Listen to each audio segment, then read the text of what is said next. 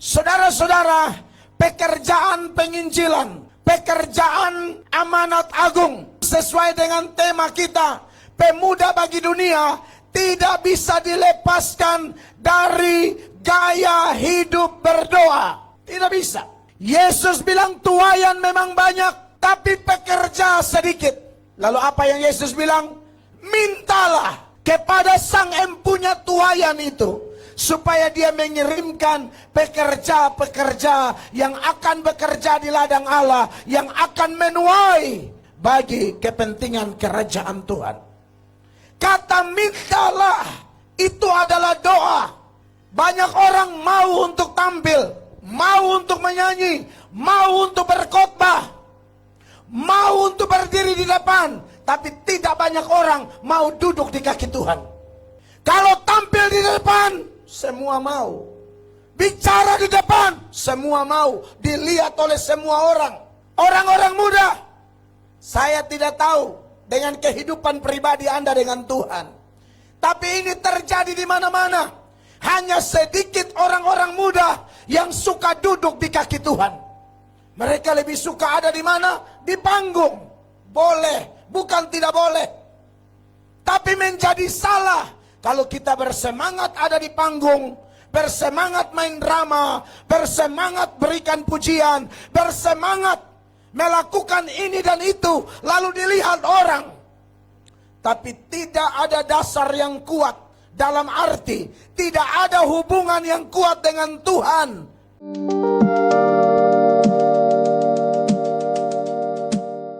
Silakan duduk Bapak Ibu jemaat yang diberkati oleh Tuhan Yesus Kristus. Puji Tuhan.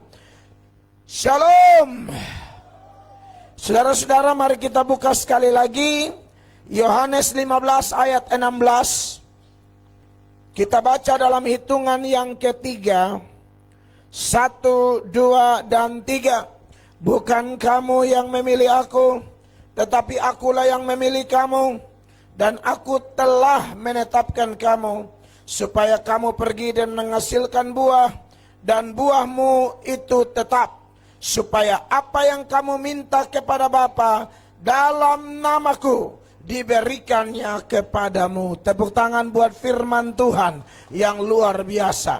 Kita bersyukur kita masih dapat kesempatan menerima firman Tuhan dengan cuma-cuma, dengan gratis. Ini pasti ada maksud Tuhan, sebab firman Allah berkata dalam nubuatan Nabi Amos, akan ada waktu di mana orang menyeberang dari satu pulau ke pulau yang lain, dari satu bangsa ke bangsa yang lain, menghabiskan sejumlah biaya, tapi mereka tidak akan menemukan firman. Ada masa kelaparan dan kehausan yang luar biasa, dan orang tidak mendapatkan firman. Tapi kita bersyukur hari ini kita mendengar firman Tuhan dengan begitu leluasa. Jangankan dalam zaman Nabi Amos, dalam zaman Injil atau gereja sidang jemaat Allah masuk di Timor Leste, masuk di Atauro ini, ada begitu banyak pengorbanan luar biasa. Saya sebagai orang yang baru pertama kali datang di Atauro ini, ketiga kali di Timor Leste, tapi di sini baru pertama kali. Saya sudah pernah dengar, tapi beberapa hari di sini ketemu saudara-saudara, jemaat-jemaat, orang tua, senior-senior hamba Tuhan, dan mereka berbagi cerita, berbagi pengalaman. Wow, sangat luar biasa.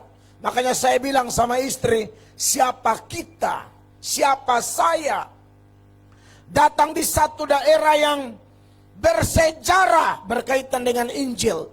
Sangat luar biasa. Harga yang dibayarkan sangat-sangat mahal. Jujur Bapak Ibu, saya merasa saya tidak pantas sebenarnya.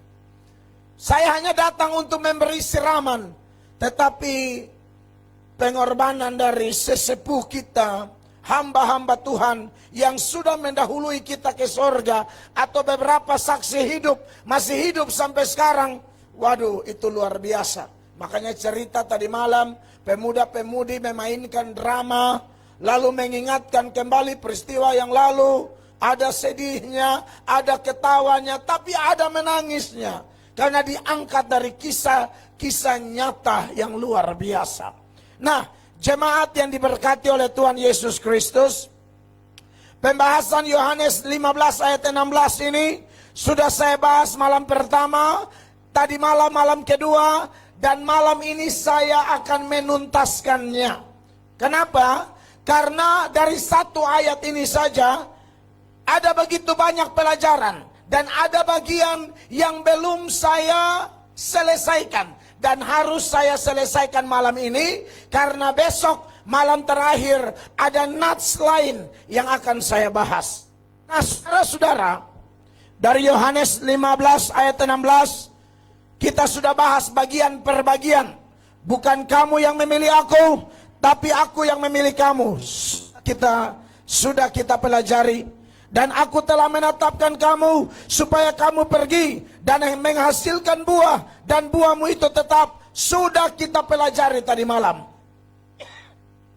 Dan bagian yang tersisa adalah supaya apa yang kamu minta kepada Bapa dalam namaku diberikannya kepadamu. Bagian akhir dari Yohanes 15 ayat 16 ini berkaitan dengan doa. Saudara-saudara, pekerjaan penginjilan, pekerjaan amanat agung, sesuai dengan tema kita, pemuda bagi dunia, tidak bisa dilepaskan dari gaya hidup berdoa. Tidak bisa. Yesus bilang tuaian memang banyak, tapi pekerja sedikit.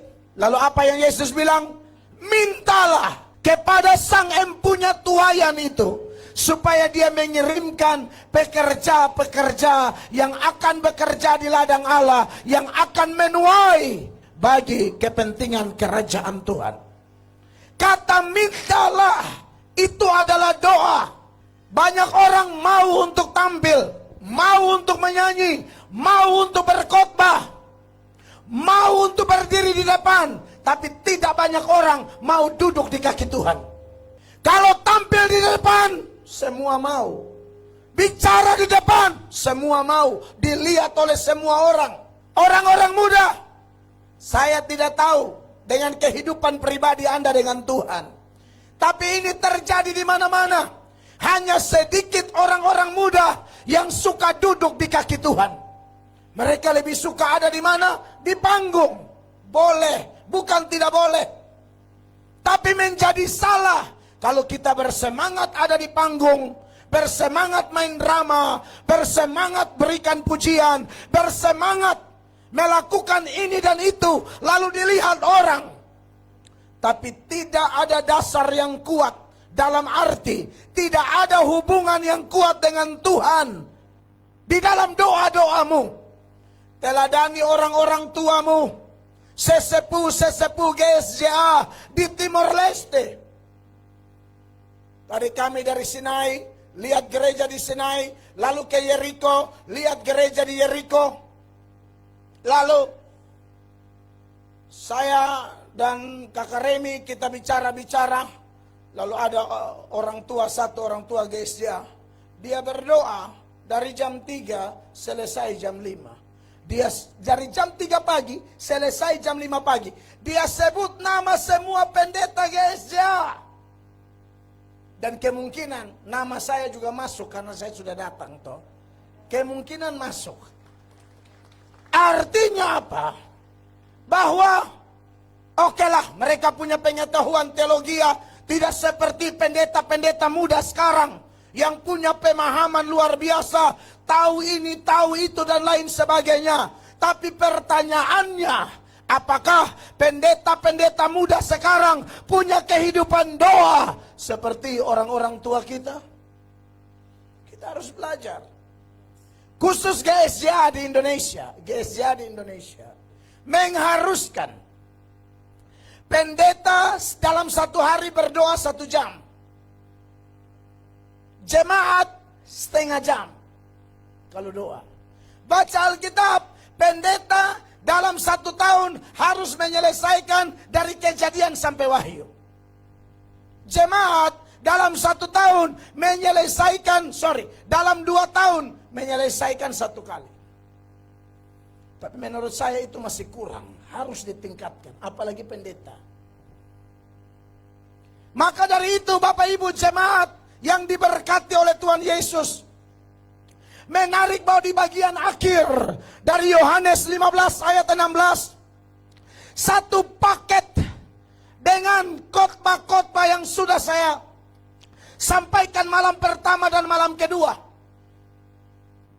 Tuhan pilih kita untuk pemberitaan, Tuhan pilih kita untuk memenangkan jiwa, Tuhan pilih kita supaya kita jadi berkat bagi dunia ini. Tetapi di bagian akhir dia bilang, supaya apa yang kamu minta kepada Bapa dalam namaku diberikannya kepadamu. Bapak Ibu jemaat, berkaitan dengan doa ini, saya mau menyampaikan kepada jemaat sekalian, apa kata firman Allah, apa kata kitab suci, apa kata Alkitab berkaitan dengan respon Tuhan, tanggapan Tuhan terhadap doa manusia. Apa tanggapan Tuhan terhadap doa manusia? Tanggapan Tuhan yang pertama adalah manusianya berdoa, tapi Tuhan tidak peduli dengan doanya. Manusianya berdoa, tapi Allah tidak gubris, Allah tidak peduli. Kenapa? Alasannya apa? Karena yang berdoa bukan anak Allah. Doa itu, kalau orang di Indonesia, dia punya kepanjangan doa, DOA, datang omongin aja. Itu ada yang beri arti begitu. Doa, datang omongin aja, datang omong aja, begitu katanya. Doa itu adalah hubungan dengan Allah. Dan untuk berhubungan dengan Allah tidak ada jalan lain.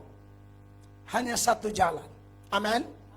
Yesus memproklamirkan dirinya, akulah jalan dan kebenaran dan hidup.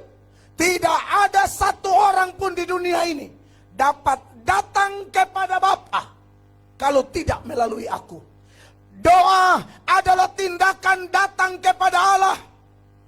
Kita tidak bisa datang kepada Allah dengan nama lain, dengan jasa yang lain. Tidak bisa. Saudara mau pakai sound system terbaik yang ada di Timor Leste, lalu berteriak sebesar-besarnya. Tapi kalau tidak dalam Yesus, Tuhan tidak peduli khotbahmu, doamu. Amin. Jadi, kenapa Allah tidak mempedulikan doa orang tertentu? Karena orangnya bukan anak Allah. Bagaimana untuk menjadi anak Allah? Yohanes pasal 1. Ayatnya yang ke-12 dan 13. Di sana mengingatkan siapa mereka yang menjadi anak-anak Allah.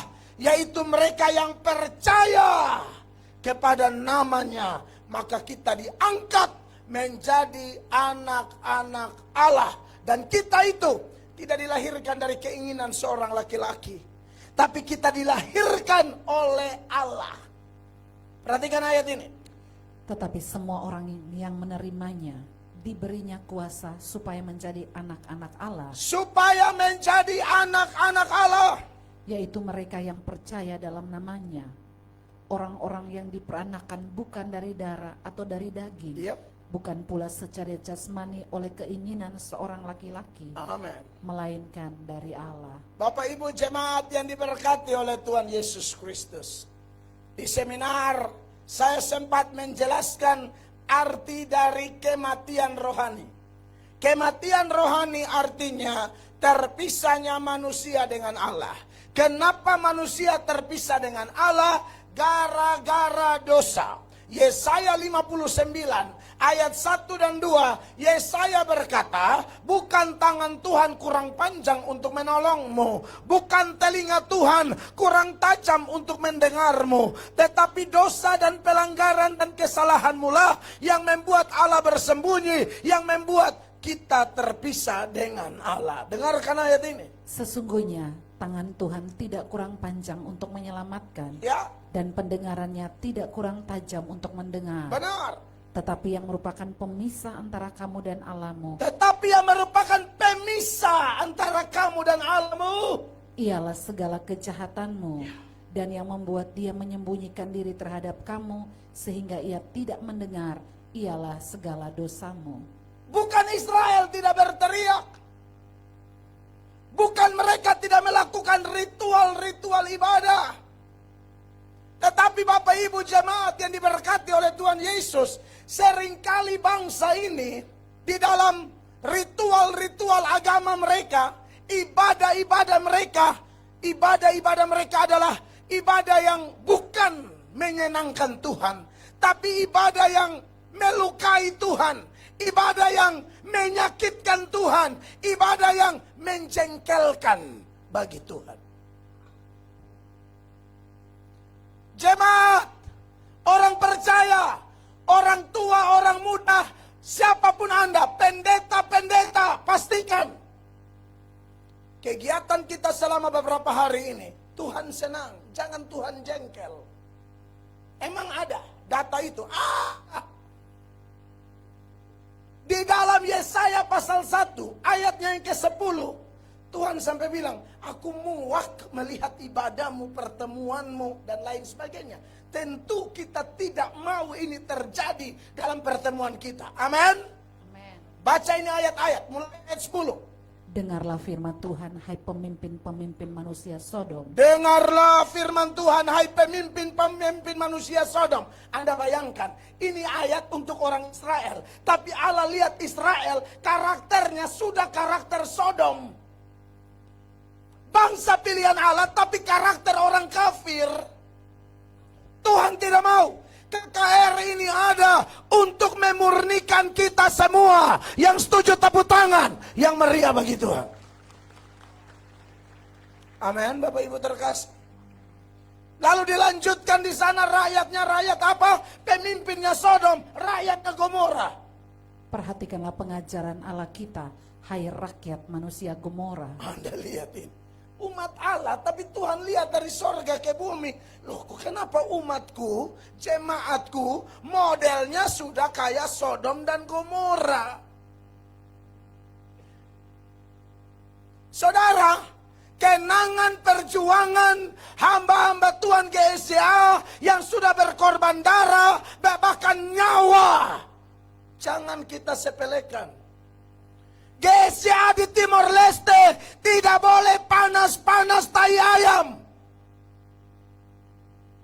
GSCA di Timor Leste tidak boleh suam-suam kuku.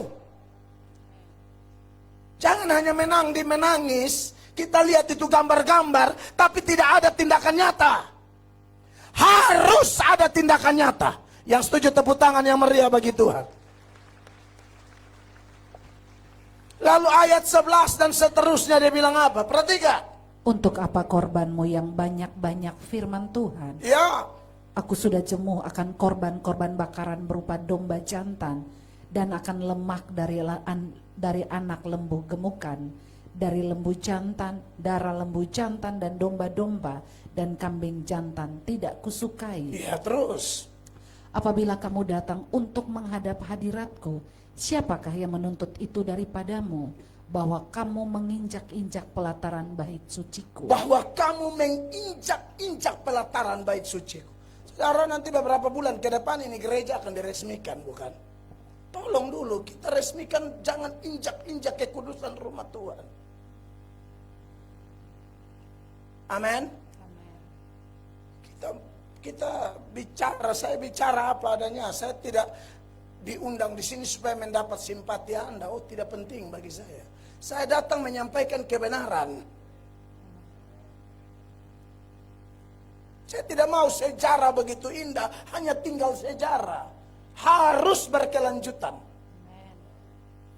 Kamu menginjak-injak bait suciku, katanya. Lalu ayat selanjutnya, Jangan lagi membawa persembahanmu yang tidak sungguh, sebab baunya adalah kejijikan bagiku. Jadi kita kan tidak pakai korban sekarang ya, tidak pakai domba, kambing, lembu. Korban kita kan ucapan bibir yang memuliakan Allah. Amin. Dan yang lebih penting yang adalah ibadah kita yang sejati. Alkitab berkata, persembahkanlah. Dengar orang-orang muda, persembahkanlah tubuhmu sebagai persembahan yang hidup, yang kudus, dan yang berkenan kepada Allah.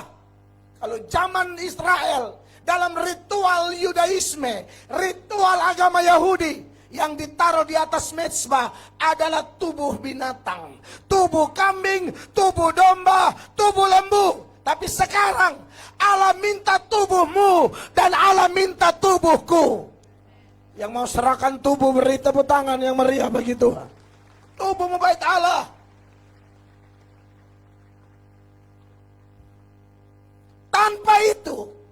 Tanpa itu, mau berteriak kayak apa, doa kita tidak dipedulikan oleh Allah. Jadi datang malam ini harus sungguh. Besok seminar, anak-anak muda yang kau dengar. Besok seminar, kau duduk di luar. Jangan main handphone. Jangan main handphone saat hamba Tuhan bicara. Amin. Yang tua diam dulu, muda. Yang muda, amin. Nah itu dulu, tepuk tangan dulu orang-orang muda. Kalian calon pemimpin hebat di Timor Leste. Harus persembahkan dirimu sungguh-sungguh. Terus, kalau kamu merayakan bulan baru dan Sabat, atau mengadakan pertemuan-pertemuan. Nah, kayak begini nih, pertemuan, KKR, seminar, reuni, segala macam. Dengar itu ayat. Aku tidak tahan melihatnya. Ini yang saya dan saudara tentu tidak menginginkan, kan? Mungkin Pak Bupati senang. Mungkin Pak Presiden senang. Mungkin Ketua Panitia senang. Tapi bagaimana kalau Tuhan tidak senang? Pikirkan. Kemudian, karena perayaan itu penuh kejahatan. tapi di sini tidak ada. Ini Tuhan punya firman datang supaya kita evaluasi, periksa. Ini bukan hanya asal ketemu-ketemu. Setelah pertemuan ini, bahkan sementara pertemuan ini berlangsung sampai hari terakhir besok, ada hidup yang dipersembahkan sungguh-sungguh kepada Tuhan. Sehingga kalau kita bikin pertemuan-pertemuan lagi, Tuhan tersenyum di sorga. Maka Anda dan saya tidak usah ajar Tuhan bagaimana Dia membuat lawatan lebih dahsyat lagi bagi Timor Leste. Asal kita yang ada sekarang sungguh-sungguh. Jangan setengah-setengah. Jangan 50%, jangan 70%, jangan 90%. Harus 100%.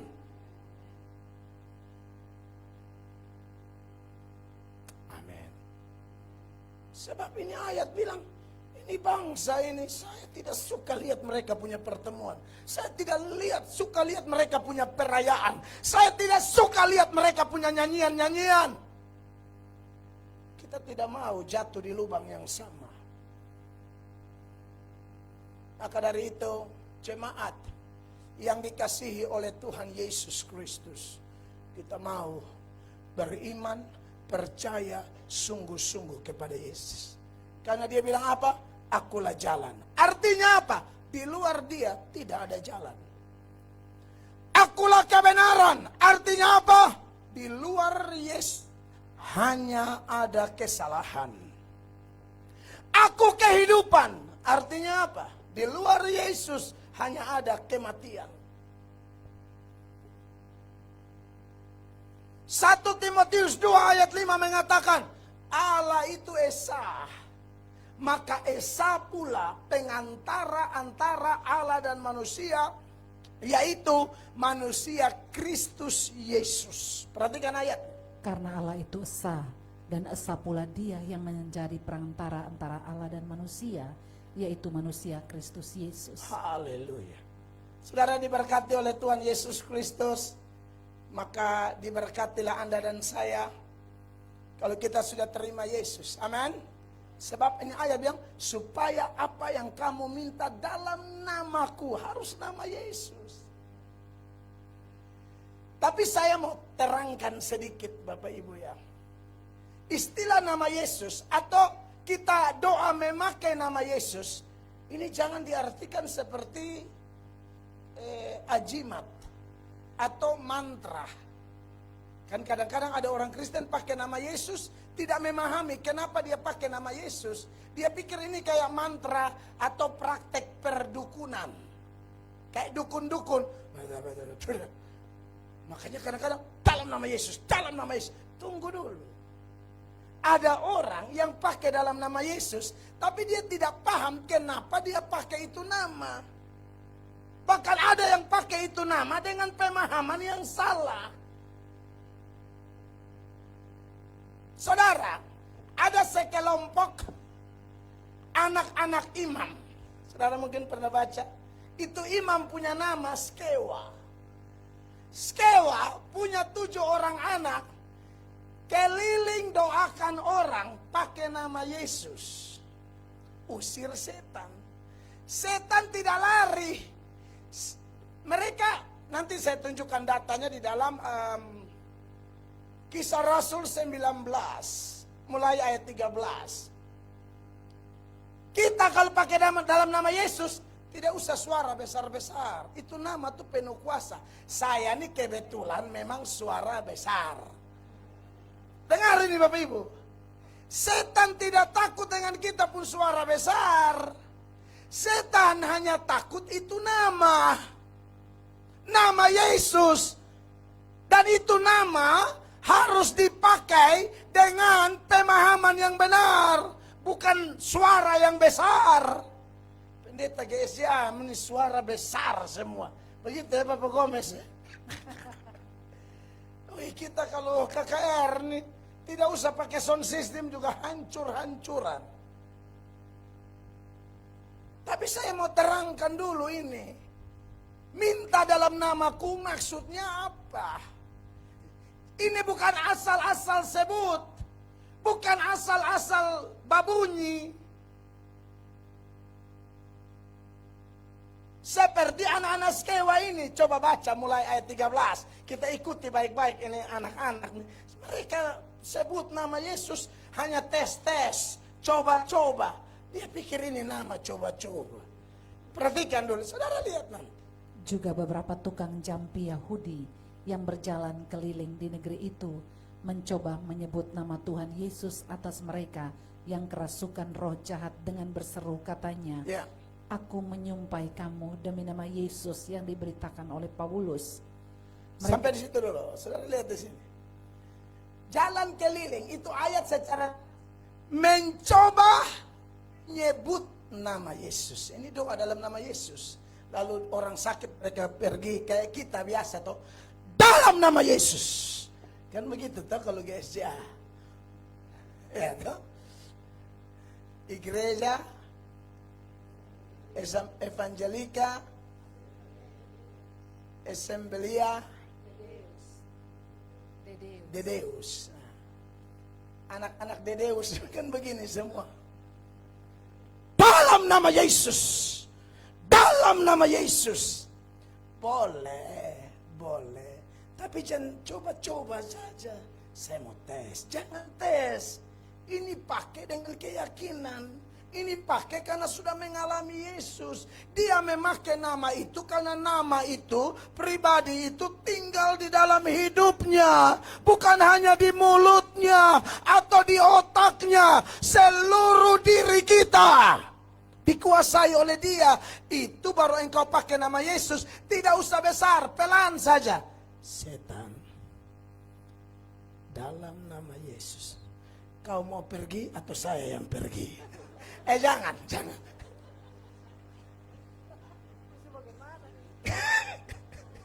Kalau anda kasih pilihan itu setan bilang, Pak Pendeta saja yang pergi, saya tetap dalam ini orang. Jangan, setan keluar. Begitu, dalam nama Yesus keluar. Jangan pilih kau yang pergi atau saya. Lanjut 14, mereka. Mereka yang melakukan hal ini adalah 7 orang anak dari seorang imam kepala Yahudi yang bernama Skewa. Nah, terus biasanya kalau iman jenis ini menurut Alkitab, iman itu mengalahkan dunia atau sistem yang dikuasai oleh si jahat. Yang saya sampaikan dalam seminar itu dikalahkan oleh nama ini. Tapi orang-orang ini justru dikalahkan oleh setan, padahal sudah pakai nama Yesus, tetap tidak menang, justru kalah. Setan hantam mereka, lari sampai telanjang-telanjang. Coba baca terus. Lanjut. Tetapi roh jahat itu menjawab, Yesus aku kenal. Setan tuh tahu Yesus apa, setan tahu. Paulus juga setan tahu. Tapi kau otak miring ini dari mana? Kira-kira begitu. Coba. Setan bilang apa? Ulang. Tetapi roh jahat itu menjawab, Yesus aku kenal. Yesus aku kenal. Dan Paulus aku ketahui. Paulus hamba Tuhan benar, hidup kudus, berkorban, takut Tuhan, saya tahu dia. Tetapi kamu, siapakah kamu? Tapi kau ini siapa? Datang kau nada tinggi ini siapa? Hah? Kau kasih tes dalam nama Yesus, kasih gemetar tangan lagi dalam nama Yesus. Setan tidak takut dengan kau pun gemetar. Kau goyang-goyang tidak jelas. Yesus aku kenal, Paulus aku tahu, tapi kau siapa? Maka Anda lihat setan hantam mereka, lari sampai telanjang. Coba. Dan orang yang dirasuk roh jahat itu menerpa mereka dan menggagai mereka semua dan mengalahkannya, sehingga mereka lari dari rumah orang itu dengan telanjang dan luka-luka. Aduh, telanjang dan luka-luka. Ini dia pun nama, lika-liku laki-laki yang tidak laku-laku.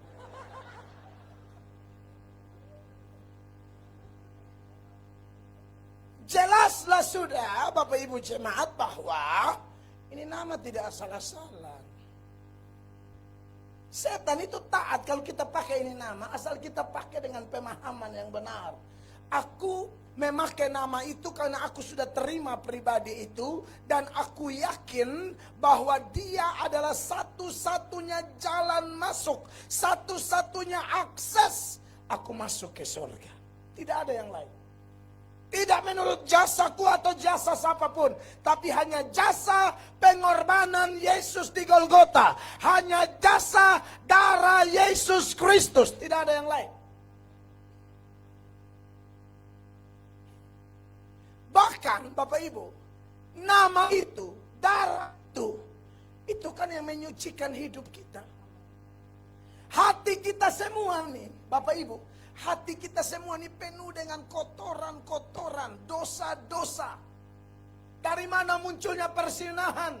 Dari mana munculnya iri hati? Dari mana munculnya pembunuhan? Dari mana munculnya kebebalan? Itu semua dari hati. Makanya Markus pasal 7, mulai ayat 21. Markus 7 mulai ayat 21, Tuhan Yesus bilang begini.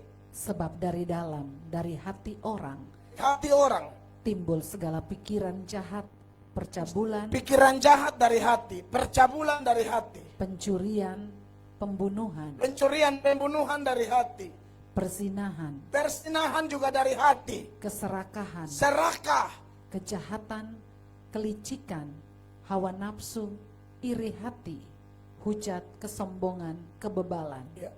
Semua hal-hal jahat ini timbul dari dalam dan menajiskan orang. Nah, bagaimana ini semua bisa bersih? Dengan cara beriman kepada Yesus.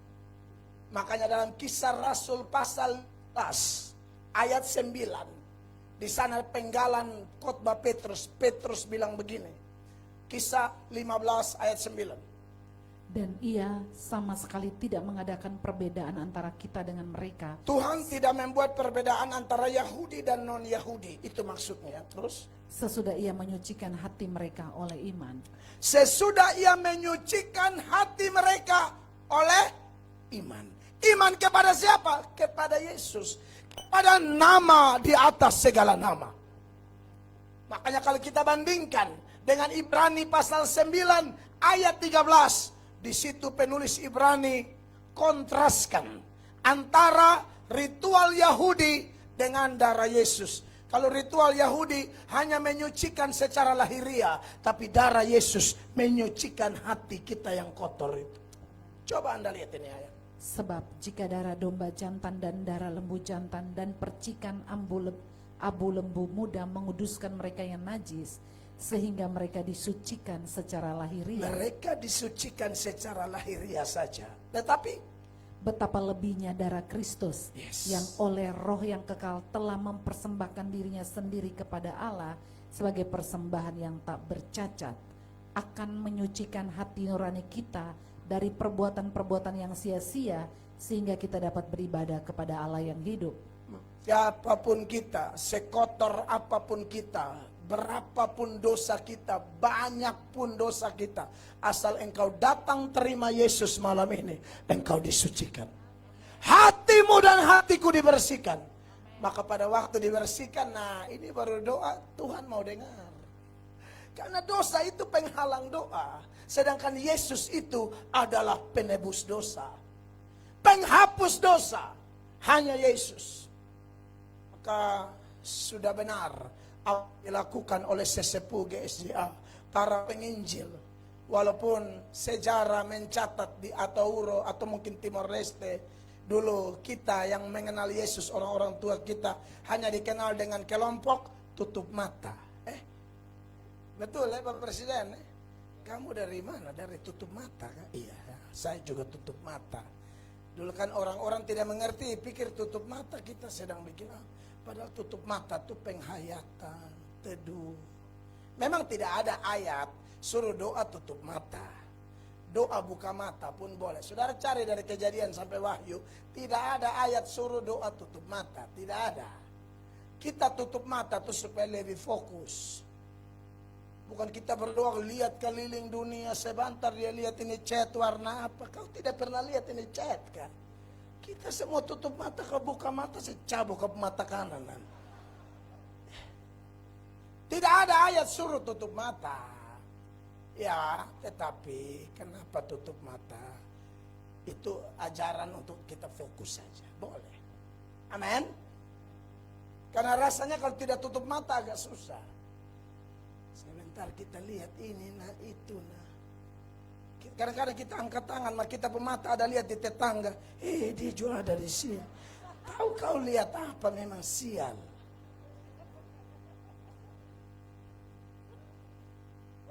Apalagi kalau dia lihat orang yang dia ada masalah dengan itu orang. Aduh, itu lebih repot. Anda lihat kan suasana KKR ini malam terlalu indah kan? Terlalu luar biasa kan? Maromak diak, Yesus diak, ya kan? Semua hati, semua mulut terbuka dan bilang obrigado Yesus. Tapi kalau ada satu orang yang Anda tidak suka, ada angkat obrigado Yesus, maka dia ada di situ, hancur, obrigado Yesus. Tapi dia lihat dia punya mertua yang waktu itu minta belis terlalu tinggi.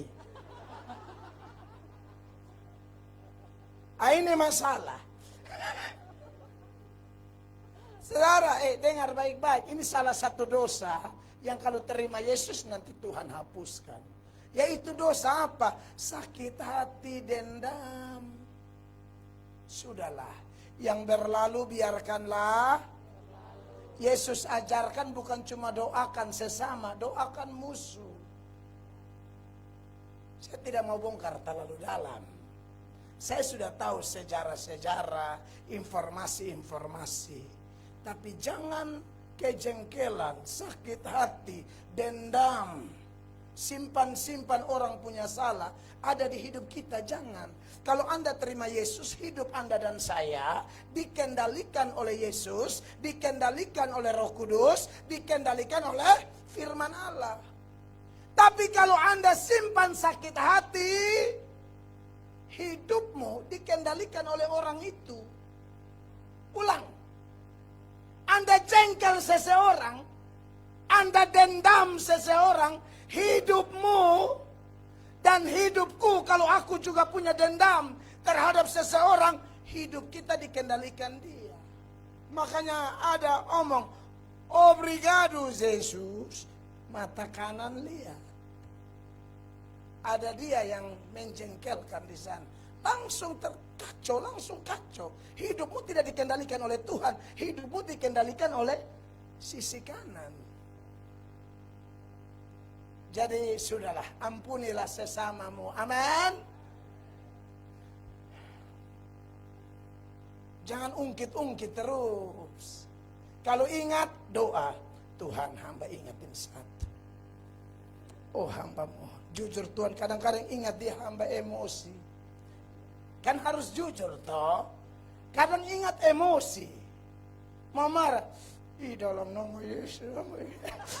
Jujur sama Tuhan. Tapi hamba tahu ini salah. Bersihkan hatiku. Orang suka tanya begini. Mana lebih duluan? Mengampuni baru mendoakan atau mendoakan, mengasihi baru mendoakan atau mendoakan baru mengasihi? Saya sarankan yang kedua. Kalau tunggu mengasihi baru mendoakan, nanti sampai masuk kubur tidak akan mengasihi. Tapi kalau Anda biasa membawa musuh Anda di hadirat Allah, lama-lama Allah mengubah itu kebencian jadi kasih. Tidak percaya? Coba praktek. Benar. Pada waktu Anda mendoakan musuh Anda omong jujur-jujur.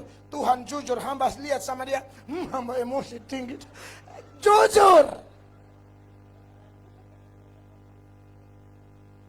Amin. Tapi hari ini hamba mau bawa dia. Katakanlah dia pun nama, katakan dia nama. Hamba bawa Pak Lorenzo dos Santos.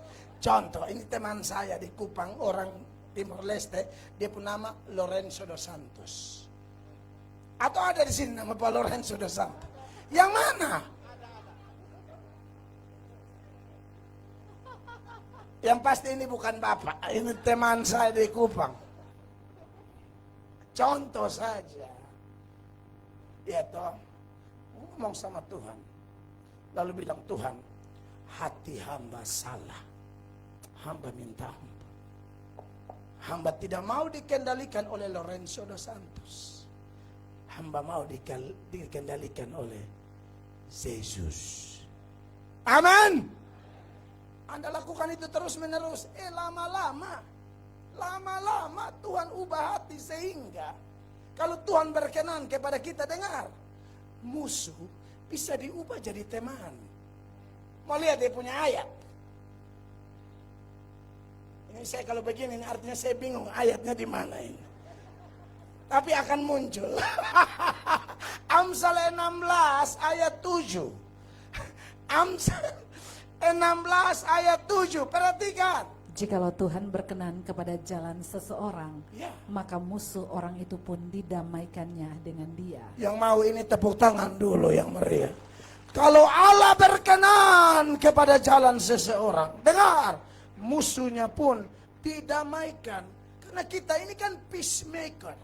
Kita ini pembawa damai. Matius 5 ayat 9 bilang apa? Berbahagialah orang yang membawa damai, karena mereka akan disebut anak-anak Allah. Kita bukan bawa perpecahan, kita bukan bawa perkelahian, kita bukan bawa pemberontakan, kita bawa damai. Jangan hal-hal tidak penting merusak pekerjaan Tuhan yang sudah ditanam oleh hamba-hamba Tuhan yang sudah mendahului kita. Ingat sejarah.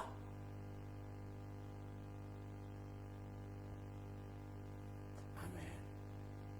Saya tidak mau. Banyak, apalagi pendeta model ke saya nih, terlalu banyak yang benci saya.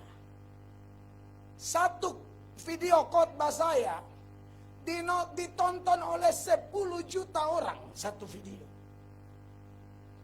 Dikomentari kurang lebih 50.000 komentar. 25.000-nya cuci maki saya.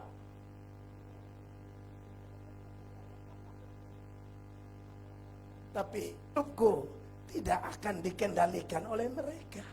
Saya tidak akan melakukan hal yang sama. Saya tidak akan membalas cuci maki dengan cuci maki. Yesus berkata, pembalasan haknya. Pernah baca tidak Roma 12 ayat 19?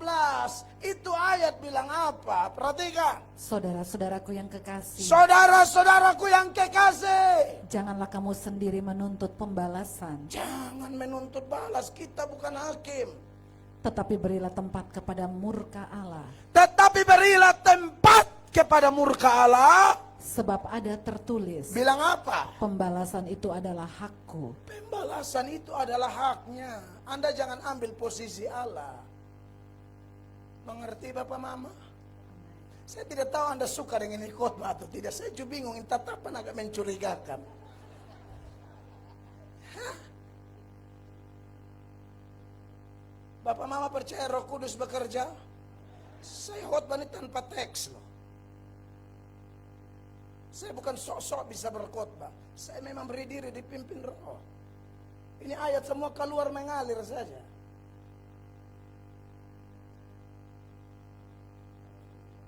Artinya ini kebutuhan kita. Pembalasan hakku. Tak usah simpan-simpan yang model begitu. Ibu. Coba mana ibu bersuara. Ibu. Kalau suami bikin salah,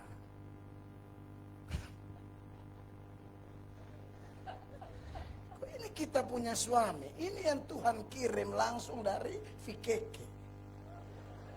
Iya, misalnya Anda orang atau nikah dengan orang Fikeke. Tuhan kirim dari Fikeke menyeberang lautan. Hanya untuk ketemu Anda di Atauro pas posisi di pinggir pantai Sinai.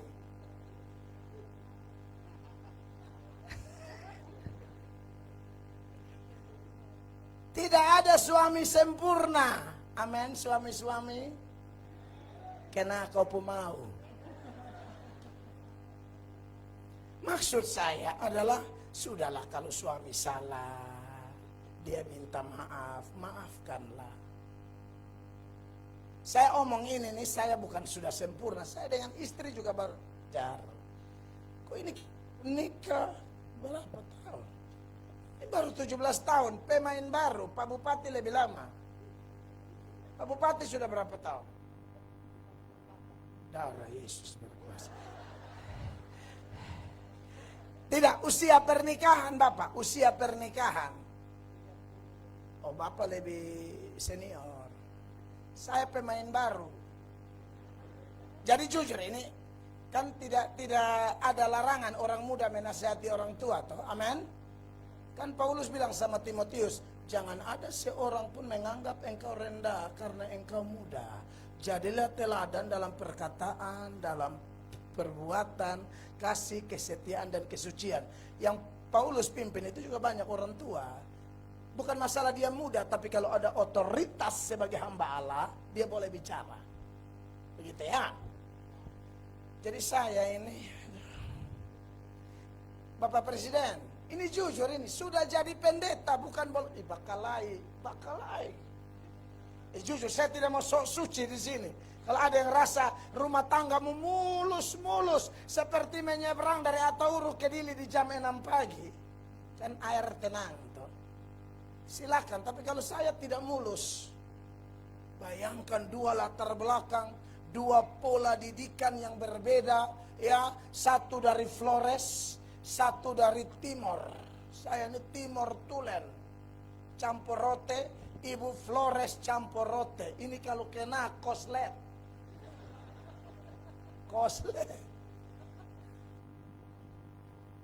Ini saya mau pergi khotbah ini. Sudah pegang Alkitab.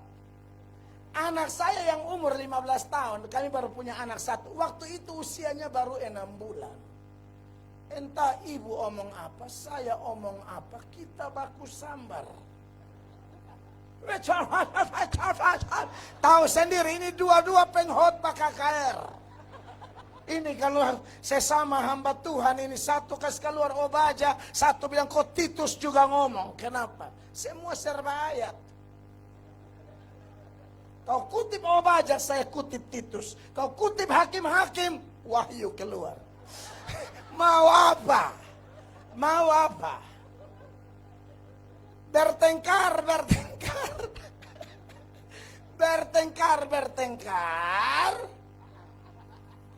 Saya angkat motor pergi pelayanan. Mai tua menangis. Sampai di sana, istri dan anak ada menangis, tapi bapak tetap semangat. Waktu itu saya ingat pemimpin pujian angkat lagu. Segala puji syukur hanya bagimu Tuhan. Saya haleluya. Saya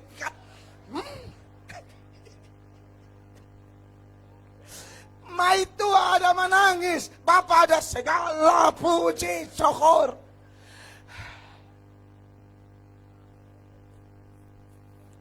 Ibadah berjalan. Maka lagu firman. Pas angkat lagu firman, saya yakin Roh Kudus tegur saya. Itu ada di pikiran saya, tuduhan bilang begini, kau pendeta penipu. Iya, kau pulang sekarang, minta maaf dengan istrimu baru kau boleh khotbah. Aduh, ini sudah lagu firman ini. Saya bilang sama WL, lu putar. Maksudnya kau ulang lagi, ulang, kau hantam dulu, ulang. Beta, karena ini mahasiswa saya kan mengajar di IM4, Sekolah Teologinya GSJA. Yang Pak John dirikan, saya salah satu pengajar. Ini mahasiswa, lu putar. Ini suara keras sekali, saya yakin ini Roh Kudus. Pendeta penipu, pulang minta maaf dengan istrimu. Kau menyanyi, angkat tangan tinggi-tinggi di sini, istrimu ada menangis di sana. Kau pun kata-kata agak keras, kasar sekali. Pulang! Saya bilang, lu putar. Saya angkat motor, itu perjalanan lumayan antara tempat ibadah dan rumah saya. Waktu itu kami masih kontrak, rumah kontrakan. Maka pergilah saya. Sebenarnya, mai tua ini sudiam. Tapi kalau ibu-ibu ini kalau mereka sudiam baru kita minta maaf, don't tambah batingkah. Mereka rasa posisi unggul toh. Itu kita kerja berat, Pak. Itu kita bujuk pakai garuk-garuk tetap dia tengking. Jadi sampai begini Pak, saya sampai mai tua sudah diam. Tapi waktu dengar motor saya masuk, dia menangis lagi. Aduh, coba tahu begini jangan pulang. Maka saya buka pelan-pelan. Saya buka pelan-pelan, ini pintu. Saya juga langkah pelan juga. Buka pelan, langkah pelan. Sambil saya bilang, Mama. Saya sentuh, Mama bikin apa? Headshot! Yesus. Ibu, saya tidak tahu ibu di Atauro atau ibu di Timor Leste. Tapi ibu di Kupang begitu.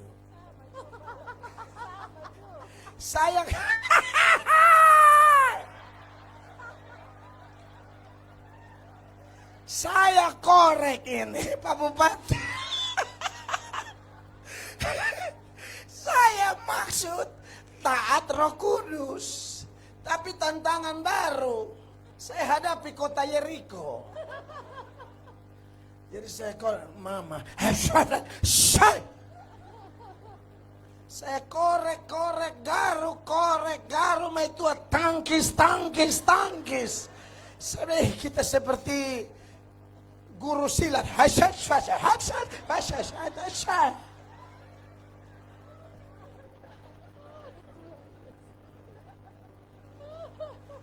Itu makan waktu hampir 1 jam.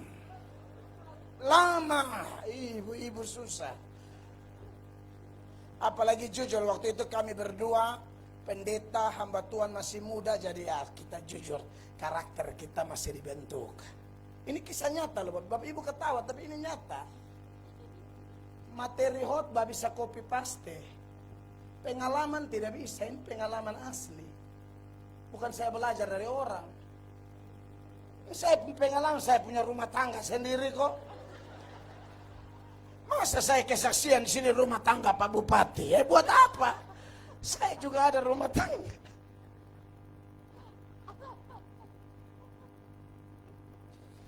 Garu cubit, garu gosok tetap. Tangkis. Akhirnya saya bilang, Mama, Bapak datang, ini sudah lagu firman. Itu Mama mungkin kaget kan, dia juga hamba Tuhan tuh. Maka dia memaafkan. Saling mendoakan, memaafkan. Tapi Anda bisa tahu keadaan pemimpin pujian. Ini saya kasih tinggal 1 jam ini, saya bilang lu putar. Nah yang dia putar apa? Coba ini saya tidak tahu dia menyanyi apa. Itu penyembahan, mata sebelah tertutup, sebelah terbuka, cek saya di mana. Itu menyembah bukan Yesus lagi. Oh Pak Pendeta di mana? Haleluya.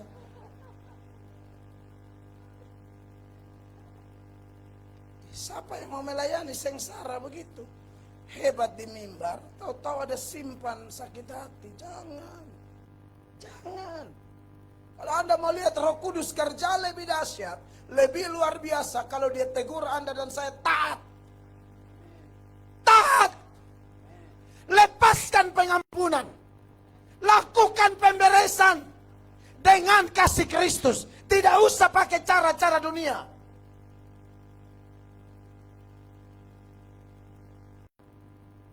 Pekerjaan Tuhan sudah luar biasa begini, kita rusak hanya dengan sakit hati. Saudara lihat ini gereja megah. Saudara lihat ini orang-orang yang hadir. Saudara lihat statistik pertumbuhan gereja, stagnan atau bertambah. Kalau hanya begitu saja, bertobat kita supaya lebih dahsyat. Tepuk tangan yang meriah bagi Tuhan Yesus Kristus.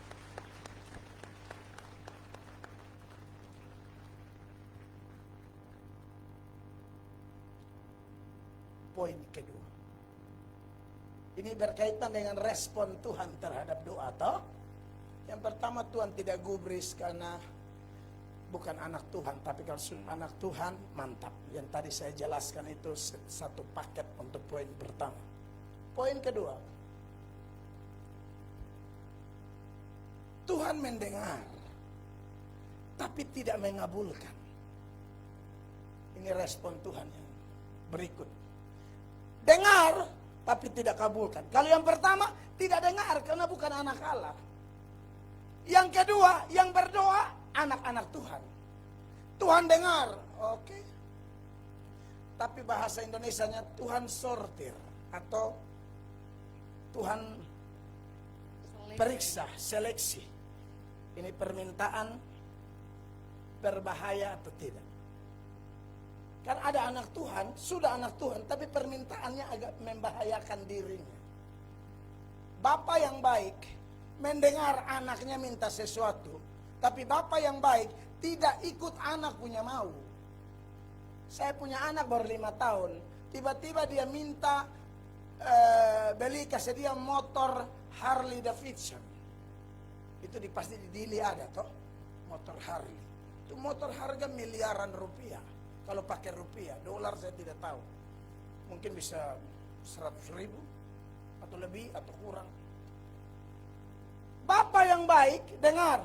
Anak 5 tahun, Papa, saya mau motor Harley. Saya dengar, tapi tidak mungkin saya kabulkan.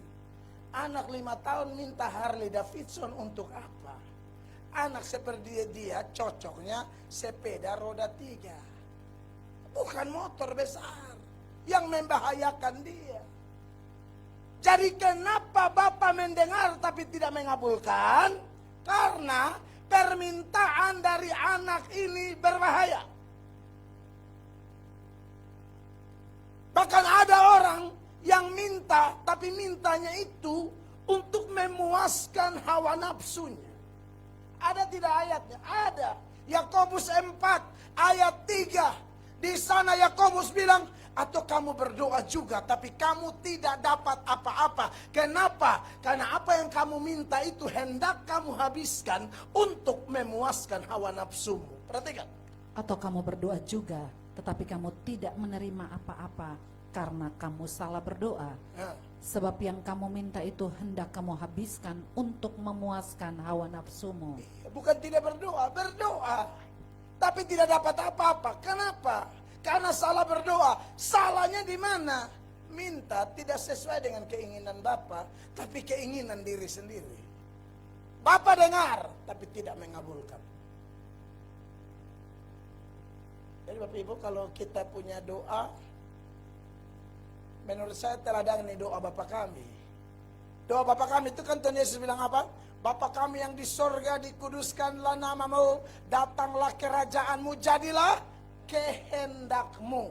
Dan itu dia praktek di Taman Getsemani. Ketika dia berhadapan dengan cawan murka Allah, dia bilang kalau boleh cawan ini lalu, tapi bukan kehendakku, tapi kehendakmu yang jadi. Makanya 1 Yohanes 5 ayat 14, di sana firman Allah menerangkan kepada kita, Tuhan mengabulkan doa kita kalau kita meminta sesuatu kepadanya sesuai kehendaknya, bukan kehendak kita. Perhatikan. Dan inilah keberanian percaya kita kepadanya, Ya. yaitu bahwa ia mengabulkan doa kita jikalau kita meminta sesuatu kepadanya menurut kehendaknya. Ya, bukan kehendak kita. Carilah maka kamu akan mendapat. Ketuklah maka pintu dibukakan. Ya, mintalah kamu akan diberikan. Itu diberikan menurut kehendak siapa? Sang penjawab doa, bukan sang peminta. Penjawab doa maunya bagaimana? Amin, Bapak Ibu terkasih. Dan yang kedua, memang ada dosa-dosa yang kita pegang ya. Bisa tidak sudah menjadi anak Tuhan tapi masih pegang dosa tertentu? Bisa. Bisa. Kalau kita sudah bertobat tapi kemudian kita kompromi lagi atau jatuh lagi dan kita berlambat-lambat melakukan pemberesan, maka ini bahaya. Banyak dosa, ya, sebenarnya semua dosa seperti ayat tadi, bukan tangan Tuhan kurang panjang, bukan telinga Tuhan kurang tajam, tapi dosa dan kesalahanmu yang membuat Tuhan menyembunyikan diri, yang membuat Tuhan terpisah dari kita. Tapi saya akan contohkan beberapa dosa ya. Ya, ini yang tadi di Yakobus juga sudah mantap. Tapi ada di Mazmur 66 ayat 18. Ada orang berdoa tapi ada niat jahat di hatinya. Apakah benar ayatnya? Seandainya ada niat jahat dalam hatiku, tentulah Tuhan tidak mau mendengar. Ya. Doa sudah bagus tapi ada niat jahat. Makanya kenapa tadi kita bilang ampuni, ampuni. Tidak usah. Kalau tidak kita berdoa. Hati-hati. Setan juga bisa mengabulkan doa. Hati-hati. Setan di Jawa sana, banyak orang yang mau kaya tuh pergi sembah-sembah di Gunung Kawi. Setan mengabulkan permintaan mereka, tapi ada tumbal. Ya ada pasti. Itu dalam ilmu okultisme ada. Kapan-kapan saya datang lagi kita seminar okultisme. Supaya kita bongkar semua. Setan itu pedagang ulung. Dia tidak mungkin kasih kita apa-apa kalau tidak dapat apa-apa. Enak saja kau. Ini bukan Tuhan Yesus kau kasih selamat cuma-cuma. Oh setan lain. Ya saya kasih mana nanti kau lihat nanti. Itu dia seperti ular. Dia lilit kau pelan-pelan sampai kering.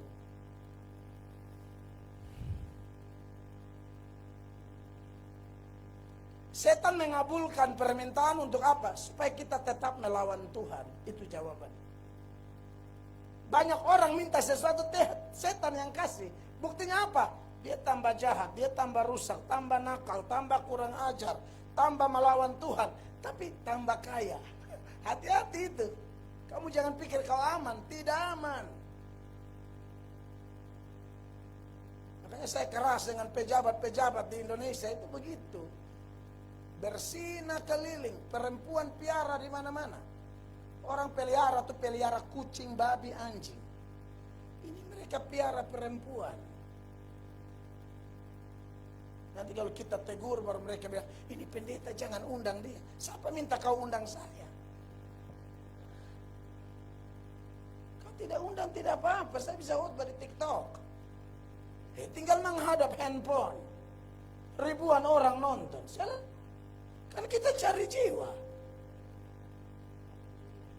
Pendeta tidak akan kehilangan akal, ya ampun. Tinggal saya live, saya punya TikTok selesai, Instagram, Facebook, YouTube, pasang muka di handphone.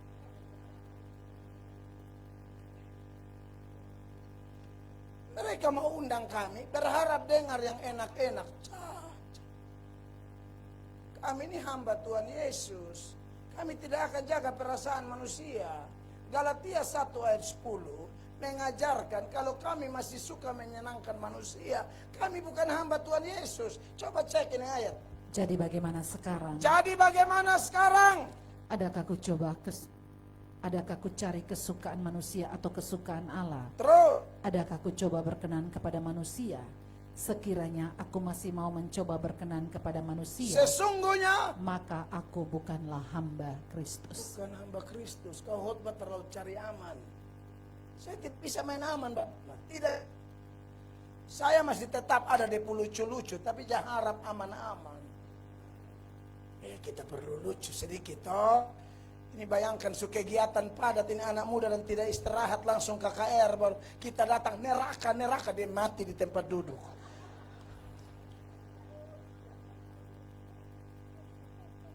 Saya tahu situasi dan kondisi. Haleluya. Jadi kalau ada niat jahat di hati, Tuhan tidak mau mendengar. Dan masih banyak lagi. Salah satunya yang mau saya tekankan di poin kedua ini. Dia mendengar tapi dia tidak mau mengabulkan. Ya. Karena saudara-saudara, kita ini menolak firman. Dosa paling berbahaya di hidup ini adalah dosa menolak firman. Kita ini kadang-kadang jadi orang begini. Kita berharap kalau kita panggil Tuhan, Tuhan segera dengar. Tapi Tuhan panggil kita, kita tidak mau dengar. Atau bikin aneh-aneh, lambatlah. Suruh keputusan sekarang dia tunggu dulu. Tapi nanti kalau sudah kena sakit, haleluya, haleluya. Aduh sayang Tuhan, saya turun, saya tempel engkau. Kamu ini tidak adil, saya panggil kau. Kau lambat, bahkan keras. Tapi kamu berharap, kalau kamu ada masalah, kamu panggil Tuhan, Tuhan segera bertindak. Oh tidak adil dong. Makanya saya contohkan beberapa ayat. Dalam zaman Zakaria, dalam Zakaria pasal 7, ayat 11. Ini orang-orang menolak firman yang disampaikan oleh hamba-hamba Allah. Maka Tuhan juga bilang, oke. Kalau saya pakai hambaku panggil kau, tapi kamu tidak mau dengar, kamu ada masalah, kamu panggil aku tidak mau dengar kamu. Perhatikan. Tetapi mereka tidak mau menghiraukan, dilintangkannya bahunya untuk melawan. Dilintangkan, begini. Terus? Dan ditulikannya telinganya supaya jangan mendengar. Bikin tuli diri. Ditulikan telinganya tidak mau dengar. Lalu? Mereka membuat hati mereka keras seperti batu ambrel. Bikin tuli, bikin keras hati, sombong melawan. Lalu? Supaya jangan mendengar pengajaran dan firman yang disampaikan Tuhan semesta alam melalui rohnya dengan perantaran para nabi yang dahulu. Lalu apa yang terjadi? Oleh sebab itu datang murka yang hebat daripada Tuhan. Nah kalau sudah murka begini, kau mau lari kemana? Kau telepon teman, teman punya handphone mati. Kau telepon Pak Bupati, beliau posisi di pesawat. Contoh saja. Telepon Pak Presiden mungkin ada pelayanan di mana sinyal tidak ada. Mau pergi ke keluarga sudah bosan dengan kita. Karena ada keluarga yang bosan dengan kita. Kau lagi. Mereka baru lihat dari jendela, mereka kasih tahu pembantu. Kalau dia tanya, dia tidak ada. Habis. Kalau sudah begini mau lari ke mana? Pasti lari ke atas. Kamu pasti cari dia. Inilah manusia-manusia munafik. Selalu Tuhan jadi yang terakhir. Dia cari dulu, dia pun kenalan, kenal ini, nah ini. Siapapun yang kau kenal di dunia ini, sehebat apapun dia tidak kekal, dia akan mati. Dia akan mati. Sebut saja siapa yang Anda kenal. Orang itu tidak kekal. Sekalipun hari ini dia punya kuasa, dia akan mati. Yang tidak akan mati hanya Bapa, Anak, dan Roh Kudus.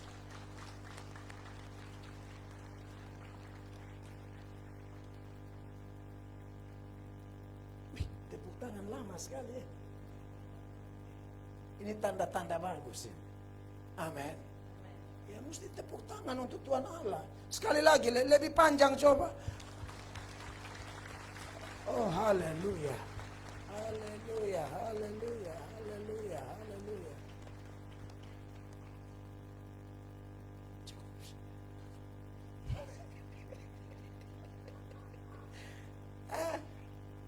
Mau lari ke mana lagi?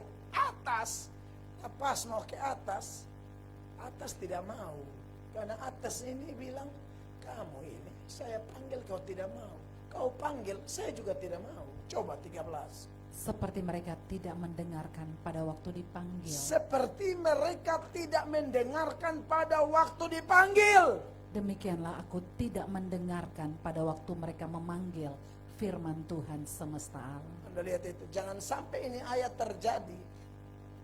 Jangan sampai ayat ini terjadi kepada kita yang menunda-nunda menanggapi atau meresponi panggilan Tuhan. Panggilan Tuhan itu ada banyak. Panggilan beribadah, panggilan membantu orang, panggilan melayani, panggilan memberitakan Injil, panggilan sesuai tema besar kita, pemuda bagi dunia, dan paling mendasar adalah panggilan untuk bertobat. Panggilan untuk menerima Yesus sebagai Tuhan dan Juru Selamat. 3. Saya cek jam dulu. Sedikit lagi. Saya itu biasa begitu, semua dekat malam terakhir tambah panas. Boleh toh? Saya ini kalau ibarat mobil mesin diesel bahan bakar solar. Tambah panas, tambah panas. Yang ketiga Bapak Ibu, hanya ada 4, ini ketiga.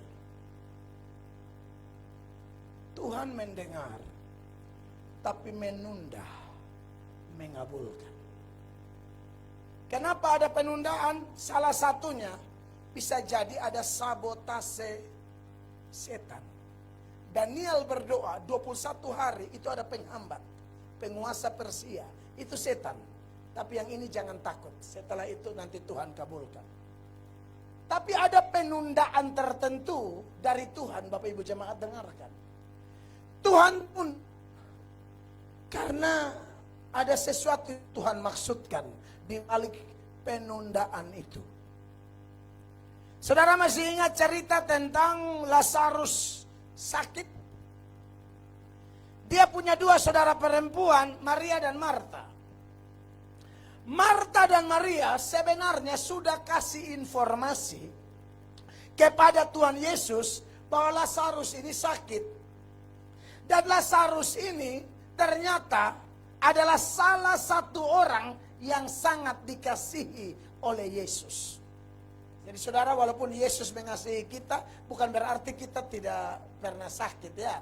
Kadang-kadang orang-orang yang dikasihi diizinkan sakit, supaya di balik sakit itu Allah menunjukkan kemuliaannya. Makanya dalam Yohanes 11 ayat 3, mulai ayat 3, perhatikan. Dan Lazarus yang sakit itu adalah saudaranya. Kedua perempuan itu mengirim kabar kepada Yesus, Tuhan, dia yang engkau kasihi sakit. Lalu Yesus bilang apa? Ketika Yesus mendengar kabar itu, ia berkata, penyakit itu tidak akan membawa kematian, tetapi akan menyatakan kemuliaan Allah, sebab oleh penyakit itu anak Allah akan dimuliakan. Jadi Tuhan itu dimuliakan bukan hanya melalui berkat, kadang-kadang melalui sakit. Orang-orang tua kita di Atauro dulu mereka sembunyi di gua-gua, sakit loh.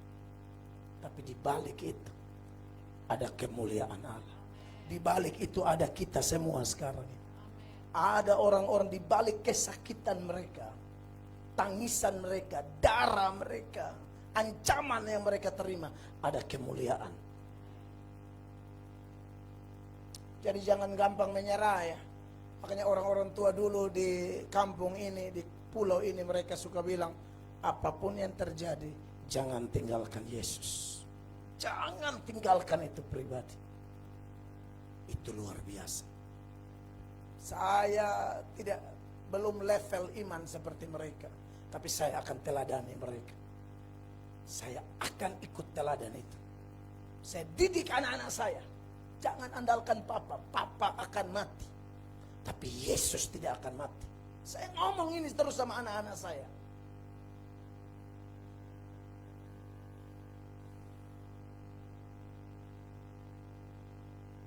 Lalu, saudara, Yesus sudah dengar seperti ini. Tapi Yesus bukan langsung pergi. Alkitab bahasa Indonesia bilang begini, Tuhan Yesus sengaja tunda 2 hari. Coba lihat ayat 6-nya. Perhatikan. Namun setelah didengarnya bahwa Lazarus sakit, ia sengaja tinggal 2 hari lagi di tempat di mana ia berada. Anda lihat itu ayat. Sudah dengar dia sakit, Tuhan sengaja tunda. Akibat tunda ini, Lazarus mati. Coba tidak pakai acara tunda. Coba langsung. Dia sakit. Oke, langsung pergi. Jamah pasti sembuh. Ini pembuat mujizat sejati. Ini Tuhan Yesus sumber mujizat. Tapi ini ayat secara jujur bilang, Tuhan Yesus sengaja tunda 2 hari. Akibat tunda, Lazarus mati. Makanya waktu Tuhan Yesus datang, Marta dan Maria bilang, coba Tuhan datang langsung. Kurang lebih saya punya terjemahan bebasnya begitu. Coba engkau ada, pasti saudara kami tidak mati. Engkau pakai tunda-tunda. Kira-kira begitu. Kalau Marta dan Maria, kalau orang Atauro mungkin begitu. Ibu-ibu atau coba datang, coba datang sudah. Ibu-ibu memang kadang-kadang begitu nah. Coba suami datang bawa ikan dari pantai, wih dia senyum sekali. Mari papa, mari. Tapi kalau bapak pulang cari ikan hanya pegang panah, tidak bawa apa-apa. Bapak jangan coba-coba tanya, mama makan di mana? Lihat sendiri kok mau makan, nah makan. Ada ibu-ibu begitu di sini kah? Habis ini maju kita foto bersama dulu.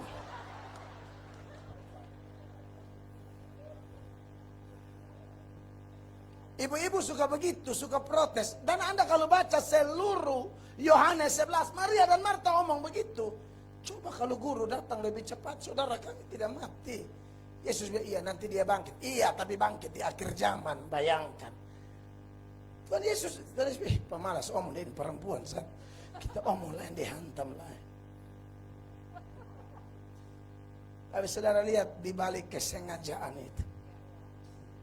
Memang dia tidak sembuh. Dia sudah mati 4 hari.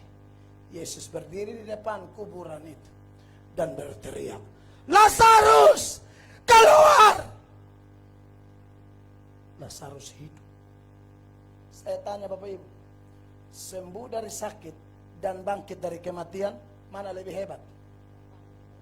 Berarti, kalau dia sedang menunda sesuatu, kalau dia sedang menunda sesuatu, ada sesuatu yang lebih besar yang sedang dia siapkan bagi kita. Maju terus. Maju terus. Kalau dia tunda, itu ada maksud. Karena ada sesuatu yang lebih besar dari yang Anda pikirkan, lebih besar dari yang Anda dan saya doakan, sedang Allah siapkan bagi orang yang mengasihi Dia. Keempat dan terakhir, respon yang keempat dari Tuhan saat kita berdoa adalah Dia mendengar dan langsung mengabulkan. Contohnya siapa? Banyak, salah satu saja saya contohkan di akhir khotbah ini. Elia versus 450 Nabi Baal. Elia menertawakan nabi-nabi Baal itu, dan Elia bilang, panggil, mungkin dia lagi tidur, panggil. Itu nabi-nabi Baal mau panggil, berteriak, coret-coret diri.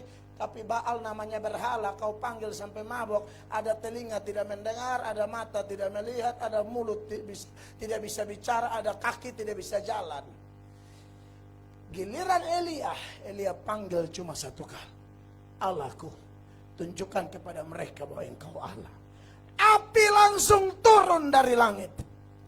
Maka di akhir khotbah malam ini, kalau kegiatan ini adalah kegiatan demi kepentingan Tuhan, bukan kepentingan manusia, maka Anda percaya ini kegiatan doa, pujian, penyembahan, KKR, seminar, semua yang kita lakukan berkenan kepada Dia, dan Dia akan membuka tingkap-tingkap langit, Dia akan mencurahkan berkat. Apalagi tema kita, pemuda bagi dunia, itu tema sesuai keinginan Tuhan. Kita harus pergi keluar jadi berkat. Kalau ini permintaan kita, datanglah kerajaanmu, jadilah kehendakmu di Timor Leste seperti di sorga. Maka dengar, Allah akan mengabulkan. Kita bukan minta untuk keinginan kita, tapi keinginan Tuhan, kehendak Tuhan, yaitu jiwa-jiwa harus diselamatkan. Kita semua, anak-anak muda, kamu harus memperlengkapi diri dengan berbagai-bagai ilmu sesuai talentamu untuk kemuliaan namamu. Dan itu dimulai dari mana? Engkau menerima Dia sebagai Tuhan dan Juru Selamat. Saya selesai. Tuhan dimuliakan. Beri tepuk tangan yang meriah bagi Tuhan. Mari kita berdiri bersama-sama.